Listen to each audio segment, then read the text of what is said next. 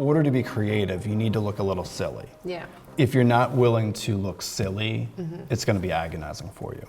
And I think it's really important, it doesn't matter who it is, that they recognize that. It could be a C-suite executive needs to recognize if they want to be a masterful storyteller, they need to tap into creativity. And back to your point, if you're writing a story like an email from start to finish, you're going to really struggle. If you tap into creativity and you have a solid foundation, then you can build around it. So it's almost like a musical artist that is cranking out songs.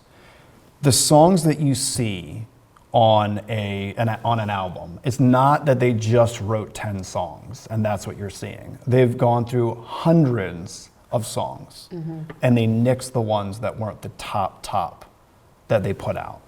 And the same is true with storytelling. People actually, they'll figure out a couple stories and they're like, this is what I did, these are my stories, and then they'll try to connect and it doesn't go anywhere. So you need to build a lot of stories to get to the ones that have the precision and that can actually do what you want it to do. That makes so much sense. And it reminds me of Lizzo, the artist. Not that I thought I'd bring her up today, but I love her music.